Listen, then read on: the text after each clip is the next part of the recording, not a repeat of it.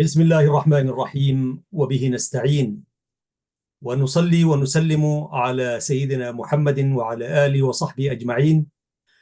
اللهم لا علم لنا إلا ما علمتنا، إنك أنت العليم الحكيم. يقول الحق سبحانه وتعالى في محكم تنزيله: لسان الذي يلحدون إليه أعجمي وهذا لسان عربي مبين. صدق الله العظيم. بهذه الآية المباركة أيها الإخوة والأخوات، نلتقيكم في قناة سلام الإعلامية المباركة، وفي حلقة هذا الأسبوع من برنامج مع اللغة العربية. ومعنا فضيلة الشيخ السيد عبد الرحمن مجن، نائب رئيس مجلس الأئمة في ولاية فيكتوريا بأستراليا، وهو كذلك عضو مجلس الأئمة. سيد الكريم، أهلا ومرحبا بكم في الجزء الثاني من الحوار. نعم شيخنا، نجدد التحية. تفضل شيخنا عبد الرحمن مجن. بارك الله فيك وجزاك الله خير أحمد شريف. هذه القناة الطيبة، وأشكرك مرة ثانية باستضافتي بهذه القناة المباركة إن شاء الله تعالى. بارك الله فيك شيخنا العزيز وشيخ عبد الرحمن مجن. سعدنا بلقائك في الجزء الأول من حديثكم عن الخلفية والسيرة والتربية والنشأة، وما شاء الله نشأة طيبة مباركة. شيخ عبد الرحمن، كان عنواننا طبعا هذه الحلقة 150 المشاهدون الكرام، وفيها نواصل حديثنا مع فضيلة الشيخ عبد الرحمن مجن. العنوان الذي طرحناه في نهاية الحلقة كان اللغة العربية ومكانتها في الإسلام، أو الإسلام أو اللغة العربية ومكانتها في الإسلام، أو الإسلام واللغة العربية. فشيخنا الفاضل، أولا هل تود أن تعلق على ما أثير من نقاش وحديث؟ يعني استمعت للبرنامج أكيد، فيمكن أن عندك ملاحظة أو مدخل تود أن تتحدث أو تبدأ به الحديث، ثم بعد ذلك نبدأ مكانة اللغة العربية في الإسلام. تفضل شيخنا. جزاك الله خيرا، بارك الله فيك. اللغة العربية ومكانتها في الإسلام أخي، يعني أود أن أتوقف أولا قبل بداية البرنامج مع هذه الآية التي جعلتها عنوانا لهذا البرنامج وهذه القناة الطيبة. هذه الآية هي في سورة النحل 103، رقم 103. الله سبحانه وتعالى يقول: ولقد نعلم أنهم يقولون إنما يعلمه بشر، اللسان الذي يلحدون إليه أعجمي وهذا لسان عربي مبين. هذه الآية هي بترد أو تكون جوابا للشكوك والشبهات التي ألقيت حول هذا القرآن الكريم، هذا القرآن الذي أنزله الله سبحانه وتعالى على نبيه محمد عليه الصلاة والسلام الله عليه وسلم. فكانوا يقولون دائما إنه يكتب من شخص آخر أو يعلمه أحد آخر، فكأن الله سبحانه وتعالى يعني يفضح هؤلاء الذين دائما يشككون هذا القرآن الكريم، فيقول إن هذا الشخص الذي يقولون إنه يعلم محمدا لا يتكلم بالعربية أو ليست خلفيته عربية، إنما هو أعجمي. فقبل هذه الآية الله سبحانه وتعالى يرد ويفضح هؤلاء، فيقول: قل نزله الروح القدس من ربك بالحق ليثبت الذين آمنوا وهدى وبشرى للمسلمين. فهذه الآية التي اخترتها الأخ أحمد شريف لبداية هذه البرنامج هي ترد على هؤلاء الذين يشككون القرآن الكريم. وما أكثر في زماننا هذا المشككين، ما أكثرهم. ولا زال القرآن ولا يزال القرآن أنه يرد ويفضح على هؤلاء المشككين. بارك الله فيك. جزاكم الله خير شيخنا، بارك الله فيك. والآن نأتي إلى، يعني وفقنا في هذه الآية والحمد لله، والقرآن كله يصلح هذا البرنامج لأنه يدخل في صميم أو منهجية اللغة العربية ومكانتها. وجاء الإسلام ف يعني أغنى اللغة العربية و... وهي أفصح اللغات وأغنى اللغات وأشرف اللغات. فهنالك من يزعم أول أن دار فضيلة الشيخ أنه كثير من المسلمين اليوم بالذات من الأصول الإفريقية وأصول العربية كذلك يعني يكاد يعني يتشبث بلغات غير عربية باللغات الأجنبية عموما. والغريب أن أولئك الذين يدخلون الإسلام من الفرنجة وغيرهم عندما يدخلون الإسلام يتشبثون بهذه اللغة. فمفارقة غريبة يعني. ويكفي أن نحافظ نعى اللغة العربية نعت حظها بين أهلها فيما سبق كما تعلم سيد الكريم. فكيف تعلق على من يتنكر ويحاول أن يدخل كلمتين ثلاثة ويعتبر نفسه أنه مثقف إذا هو تحدث بلغة غير عربية، بينما الإنسان غير العربي المسلم وحتى من غير المسلمين يعني يكادون يقاتلون من أجل هذه اللغة العربية ويدركون غناها ومكانتها وعلو منزلتها. فكيف تعلق فضيلة الشيخ على أولئك وهؤلاء؟ والله تعليقي بهؤلاء يعني ليس جديدا. يعني كلمة فقط من إمام مالك، لعلي أقول أو أكتفي بهذه الكلمة. الإمام مالك يروى عنه أنه كان يقول: الذي لا يتكلم باللغة العربية يخرج من مسجدنا. سبحان الله. نعم. يعني لا يدخلون الذين يدخلون اللغة العربية على غير اللغات. تفضل شيخنا. طيب اللغة العربية أخي هي لغة الإسلام، فالذي يحاول أن يفهم الإسلام بلغة غير هذه اللغة يبوء بالفشل. كما قلت هذه المقولة التي يروى عنها إمام مالك رحمه الله تعالى أيضا يروى عنه الإمام ابن تيمية رحمه الله تعالى، يقول: لسان العربي هو شعار الإسلام. يا سلام. يعني هذه اللغة تحمل المعتقدات، تحمل الدين، تحمل الإسلام. ولذلك يقول الفقهاء أو العلماء السابقون يقولون: الترجمة لا تبنى عليه الأحكام. يعني ترجمة من اللغة العربية، من النصوص العربية إلى غير العربية، سواء كانت إنجليزية أو صومالية أو تيغرانية أو غيرها، لا تبنى عليه الأحكام لأنها مفاهيم من شخص آخر. أما اللغة الأصلية فهي اللغة التي تحمل معانيها ودقيقها وفصاحتها وبلاغتها من نحو أو صرف أو بلاغة أو بديع أو علم البديع أو علم المعاني أو غيرها. فينبغي أن تكون اللغة ثابتة التي تمثل الإسلام والمسلمين. نعم، جزاكم الله خير. في يوم من الأيام كنت أتحدث مع أحد إخواننا من إريتريا، فتحدث مع ابنه باللغة الإنجليزية، فقلت له لماذا، وهو يتحدث اللغة العربية، فقلت له لماذا لا تتحدث مع ابنك باللغة العربية؟ فقال لي يعني إيش حتعمل له هذه اللغة، ما خلاص هو عرفها وخلاص يعني. فقلت له يا سيد الكريم أربطه بهذه اللغة ليربط نفسه بالإسلام. فقال لي ماذا تعني؟ فقلت له ليقرأ القرآن. قال لي يقرأه بمترجمة للغة الإنجليزية. قلت له لا يقرأ القرآن الكريم، إنما يقرأ معاني القرآن الكريم. قال لي كفاية. قلت له ليس كفاية. هل يمكن أن يصلي بمعاني القرآن الكريم؟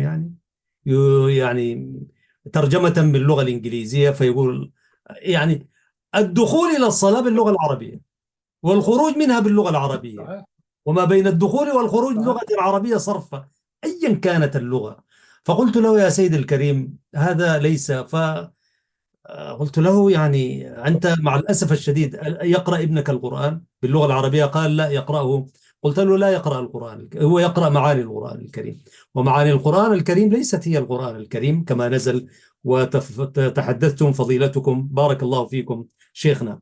فهنالك عدد من البشر يبدو لي تود أن تعلق على ذلك، تفضل. كلامك صحيح 100% أخي. في هذه البلاد التي نعيش فيها كثير من المسلمين يعتمدون الترجمة، م. ترجمة المعاني القرآن الكريم، وهذا كما قلنا لا تبنى بالأحكام. يعني حتى بعض الآيات القرآنية عندما تترجم إلى اللغة الإنجليزية لا تجد معناها الحقيقي، المعنى الحقيقي الذي تحملها هذه اللغة لا تجدها، إنما هي فقط ترجمة حرفية. أما المعاني الدقيقة فلا تحملها هذه اللغات سواء كانت إنجليزية أو غيرها. إذا تفضلت، إذا سمحت لي، يعني حتى بعض العلماء يقولون اللغة الإنجليزية مثلا هي اللغة السائدة الآن من اللغات الحية في العالم كله. يقولون هذه اللغة هي لغة الدنانير والدراهم ومخاطبة النساء، هكذا يقولون. يعني نكتة. نعم. فهؤلاء يضيعون يعني أولادهم عن مستقبلهم. الله سبحانه وتعالى فضل هذه اللغة عن سائر اللغات. لماذا اختار الله سبحانه وتعالى هذه اللغة من بين سائر اللغات، رغم أن الله سبحانه وتعالى يعلم ما كان وما سيكون؟ يعني حتى الصينيون الذين يعيشون الآن لعلهم ما كانوا يعيشون في وقت نزول القرآن، لكن الله سبحانه وتعالى يعلمهم أنهم يأتون في يوم من الأيام دولة اسمها الصين، ومع ذلك لم يختر لغتهم. صح. نعم. الله كما بين ذلك سبحانه وتعالى: ومن آياته خلق السماوات والأرض واختلاف ألسنتكم وألوانكم. مع ذلك اختار الله سبحانه وتعالى هذه اللغة. فينبغي أن نتعلم ونعلم هذه اللغة التي هي لا تندرس مع كثرة الزمن. إن شاء الله تعالى عندما نختار خصائص هذه اللغة ومميزاتها نفصلها أكثر إن شاء الله. بارك الله فيك. بارك الله فيكم شيخنا. وزي ما ذكرت حضرتك شيخنا عبد الرحمن مجن، وهذه الحلقة تأتيكم من قناة سلام الإعلامية المباركة أيها المشاهدون الكرام. وفضيلة الشيخ المتحدث هو نائب رئيس مجلس الأئمة بولاية فيكتوريا في أستراليا. وطيب، مقارنة، أنت ما شاء الله تتحدث اللغة الإنجليزية ولك موقعك، والحمد لله تعمل في نشر الدعوة إلى الله هنا في أستراليا. مفارقات في وحدين زي ما تفضلت حضرتك دكتور فضيلة الشيخ، أنه لا يعرفون مكانة اللغة العربية، ولذلك والذي لا تعرفه ما تجهله لا تعطيه القيمة التي ينبغي أن تكون. ففي مسألة الغناء زي ما قلت، هذه اللغة لغة غنية جدا جدا، ولغة مكانتها يعني يكفي أنها فيها أكثر من 12 مليون مفردة يعني كما يقولون. مقارنة إذا ما قارنا بالمفردات دون يعني المرادفات، في لغويون يقولون ليس هنالك مترادفات في اللغة أصلا، لأن كل كلمة تعني معنى معينا وإن كانت تتشابه في المعاني، ولكن هنالك معنى دقيقا. هذه القاعدة إذا أردنا أن نقارنها باللغة الإنجليزية على سبيل المثال، يعني لغة العصر والسيطرة اليوم ولغة الدين والدنانير كما قلت والتجارة، لما نقارنها حتى في غناها فضيلة الشيخ المقارنات صعبة، وأنت بتعمل باللغتين، فكذا تدينا مواقف ومشاهد حية ليتابعها المشاهد الكريم. بارك الله فيك أخي. اللغة العربية يعني يكفيها شرفا أنها لغة القرآن، نعم. واللغة التي اختار الله سبحانه وتعالى. ف يعني تنام قليلا لكنها تزدهر في وقت آخر. إذا قارنت أخي بين هذه اللغة مع اللغات كلها بما فيها الإنجليزية، كثرة مفرداتها أو المرادفات مم.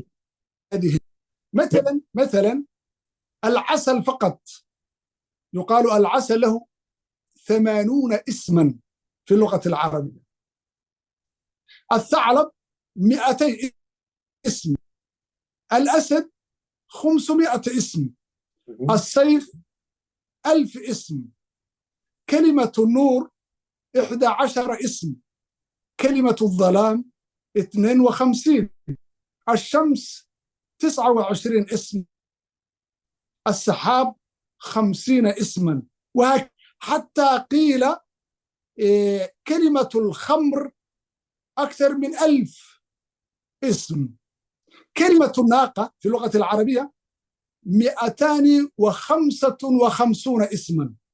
لا توجد هذه المرادفات في اللغة الإنجليزية، ولا توجد في اللغة الصومالية ولا في غيرها.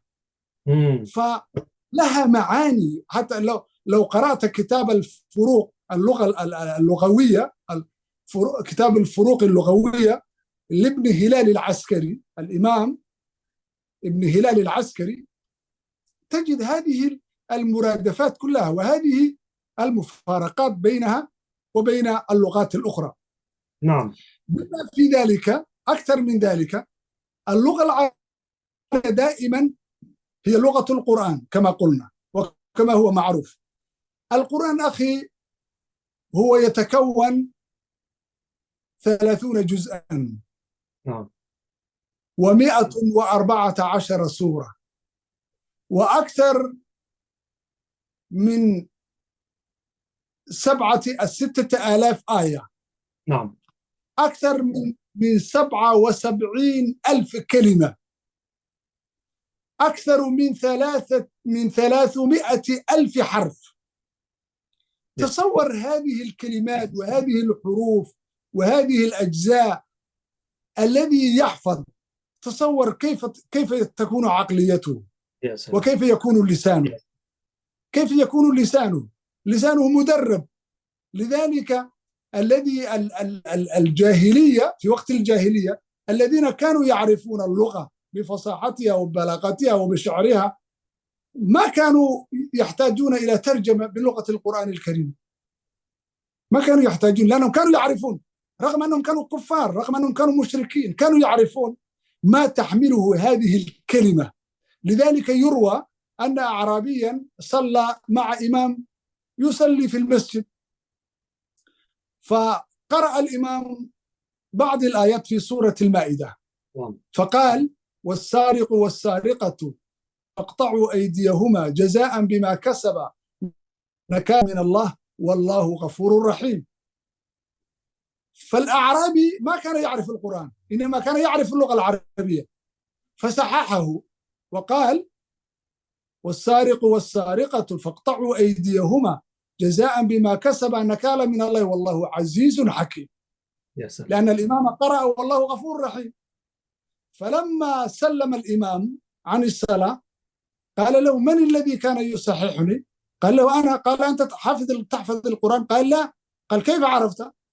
قال: لا. قال: والله الذي قطع السارق لا يكون غفورا رحيما، وإنما يكون عزيزا حكيما. هكذا كانوا يعرفون اللغة، كانوا يعرفون اللغة. أما في يومنا هذا فحدث ولا حرج، حدث. هذه هي المفارقة أخي بينها وبين اللغات الأخرى سواء كانت إنجليزية أو غير الإنجليزية. نعم. نعم. جزاكم الله خير فضيلة الشيخ، بارك الله فيك. كذلك في مكانة هذه اللغة، اللغة العربية، نحن نتحدث مكانتها في الإسلام، لأننا يعني مفروض علينا شرط شرطا أن نتعلم هذه اللغة ونتفقه بها، حيث إن المسلم، إن الرجل غير المسلم عندما يود أن يدخل الإسلام لا بد أن ينطق الشهادة باللغة العربية أولا، ثم تترجم له إلى اللغة التي يفهمها. وفي ذلك دلالة فضيلة الشيخ. والمسلم عندما يولد أول ما يستمع إليه في أذنه الأذان باللغة العربية. ترجمة ما ينفع، ما ممكن نترجم الأذان، ولحد الآن ما فيش حد برضه يقيم الصلاة بالترجمة ولا يقيم الأذان بالترجمة. فمن هنا أنا أعتقد أنه لا بد من التوضيح أنه ضرورة وشرطية تعلم هذه اللغة والاعتزاز بها كمسلم. فيا ريت تشرح لنا في ضرورة أنه لماذا الإنسان غير المسلم عندما يدخل لا بد أن يتلفظ بالشهادة باللغة العربية. صحيح أخي، اللغة العربية هي اللغة التي يعتبر أنها لغة الإسلام، نعم. رغم أنها عربية لكنها هي لغة إسلامية. كما تعرف أخي، كل لغة هي تحمل معتقدات وتقاليد وأعراف أهلها. فالرجل المسيحي مثلا غير المسلم العربي الذي يتكلم باللغة العربية يحمل كلمات إسلامية. مثلا يقول ما شاء الله، يقول إن شاء الله، وهذين الكلمتين كلمتان إسلاميتان. الله سبحانه وتعالى يقول ولولا إذ دخلت جنتك قلت ما شاء الله ولا تقولن لشيء إني فاعل ذلك غدا إلا أن يشاء الله. إن شاء الله. نعم.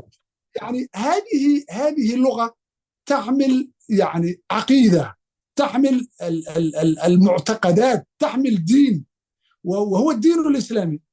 فلذلك لا تصح الصلاة كما تفضلت أخي، لا تصح الصلاة بغير اللغة العربية. حتى بعض العلماء يقولون الذي لا يفهم شيئا من العربية بدلا من أن يقرأ سورة الفاتحة يقرأ بعض الأذكار العربية بدلا من أن يقرأ سورة الفاتحة.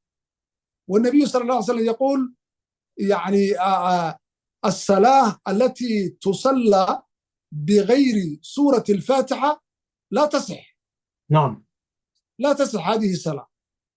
تمام. فيعني الأجانب نستطيع أن نسأل أنفسنا لماذا الأجانب الذين يدخلون الإسلام يتشبثون باللغات؟ لأنهم يرون أهل هذه اللغة ينفرون أو يهربون عنها. ليس هناك دولة يعني في الوقت الحالي دولة تمثل هذه اللغة وتطورها، إنما هو أشخاص معينين. حتى الدول العربية، حتى الشعوب العربية تعرف فيه هناك التحريفات والتزييفات والتغييرات في اللغة العربية. لكل دولة أو لكل شعب لهم لهجتهم. أنا أذكر واحد من الأساتذة كان يشرح لنا كيف هجر أهل العرب من لغته، وكان رجلا صحفيا. كان يقول كنا نقيم المسلسلات والأفلام التي دائما تأتي من التلفزيونات العربية، ويقول كنا مجموعة من الدول العربية، فكنا نركز في كل ليلة مثلا فيلم يأتي من المغرب مثلا، الليلة الثانية من تونس، الليلة الثالثة من السعودية، وهكذا. فيقول أخيرا بعد تقييمنا لهذه الأفلام قال أعطينا الجائزة لفيلم مغربي، قال ولا نفهم ولا كلمة من هذا المسلسل، لأنه كان يأتي بواسطة اللهجة المغربية. فينبغي أخي، ينبغي أن يعني نشجع للأجانب بتعليم. المشاهدون الكرام، لا نزال معكم في هذه الحلقة مع فضيلة الشيخ عبد الرحمن مجن في برنامج مع اللغة العربية. بارك الله فيك شيخنا. طبعا يكفي كما قلت حضرتك أنه هذه اللغة هي كلام الله سبحانه وتعالى وكتابه المنزل، وهي كما وصفها القرآن بأنها لغة البيان. وكثير من العلماء، علماء اللغة، يقولون هذه اللغة الوحيدة في العالم إلى أن يرث الله الأرض ومن عليها ستظل وستكون هي اللغة البيان الوحيدة التي تستطيع أن تبين ما في داخلك يعني. فيكفي شرف أنه هذه هي لغة البيان. تطرقت في حديثك فضيلة الشيخ إلى موضوع اللهجات.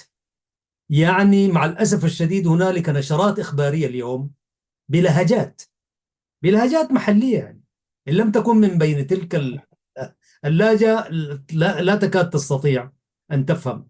ففصاحة اللغة دي وقوتها أنها حتى العربي وغير العربي قبل أن يدخل إلى الإسلام، حيث العروبة هي إسلام، أول ما يدخل الإسلام فهو عربي.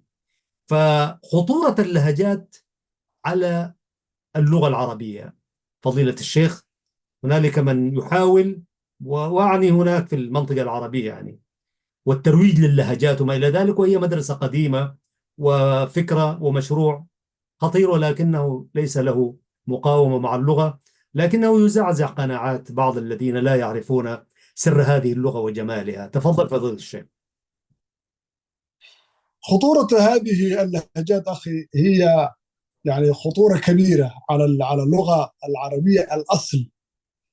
فالإنسان إذا هو نسي قواعد اللغة وبلاغة اللغة وبناء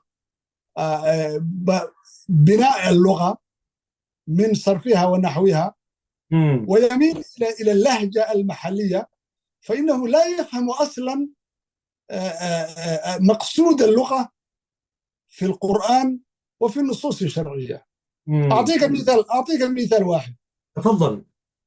حكى لي أحد الطلبة الأفارقة في السعودية، وأظنه كانت في جامعة الإمام أو جامعة الملك سعود، يقول لي في يوم من الأيام كنا بعض الأفارقة نتحدث مع الإخوة السعوديين، فيقول بينما نحن يعني نتبادل المزاح والنكت والطرائف، يقول واحد من الطلبة السعوديين يقول ماذا تفعلون أيها الأفارقة؟ فهذا الأخ الإفريقي أظنه هو قال لي هو من نيجيريا أو من غرب إفريقيا، يقول يا أخي، هو يمزح يعني يتبادل معه المزاح، يقول يا أخي أنت لماذا تجمعنا جمع التكسير؟ لماذا لم تجمعنا جمع المذكر السالم؟ يا سلام.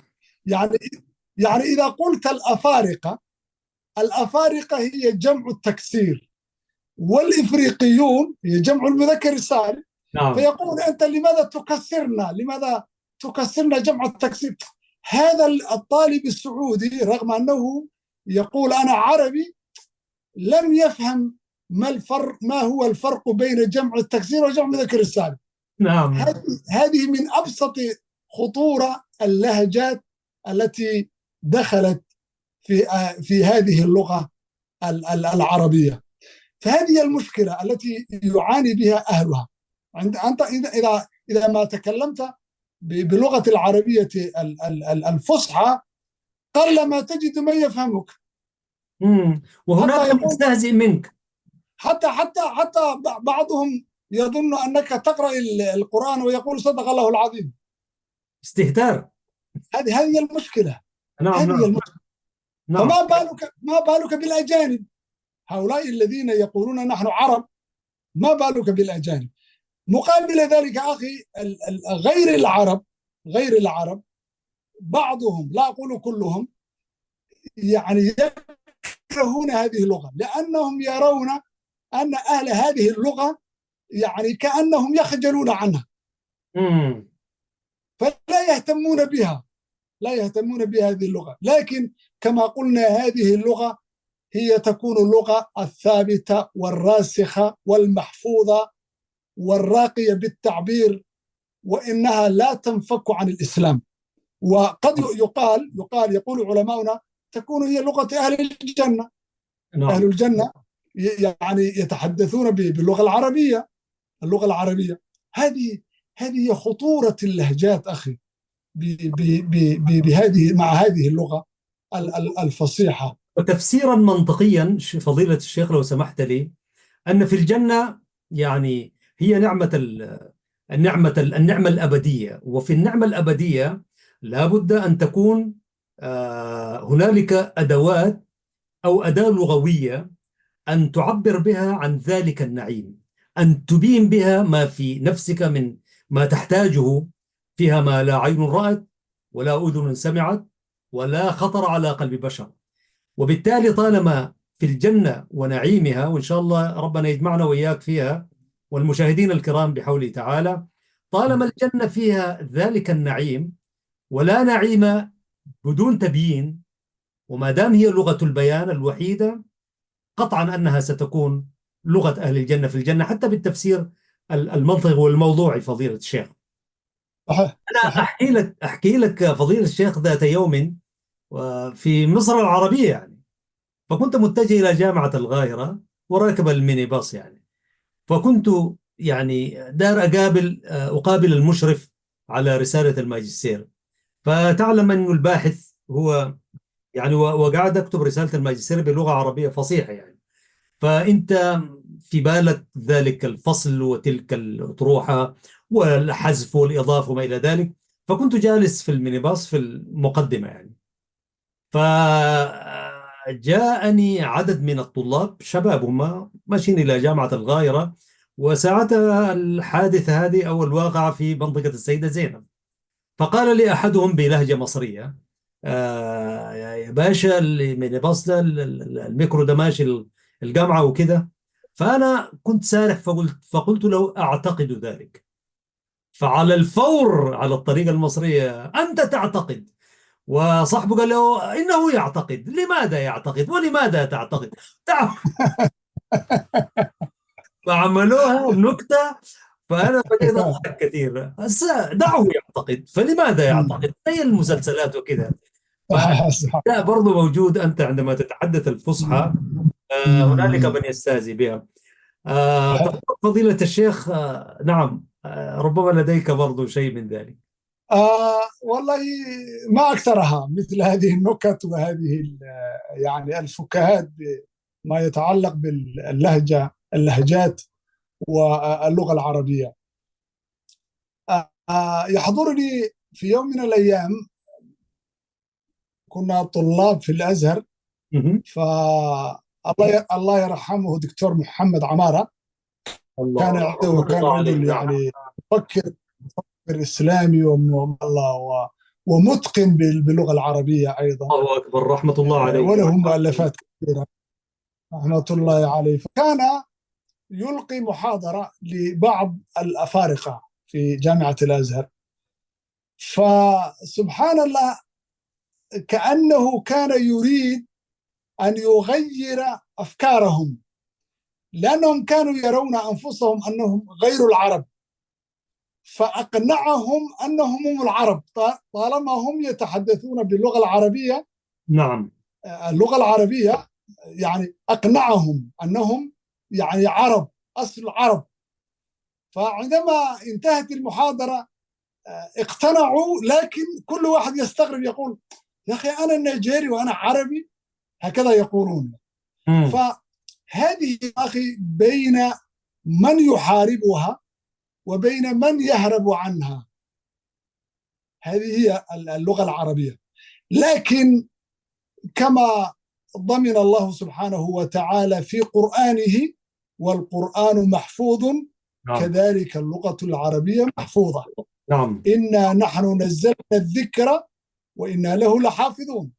نعم. هذه الآية بتدل على أن هذا القرآن محفوظ مع اللغة، مع اللغة العربية ليس محفوظا بإنجليزيته ولا بصوماليته ولا بغيرها، إنما هي لغة محفوظة من قبل الله سبحانه وتعالى. كذلك أخي الكريم، هذه اللغة تعتبر لغة الإعجاز.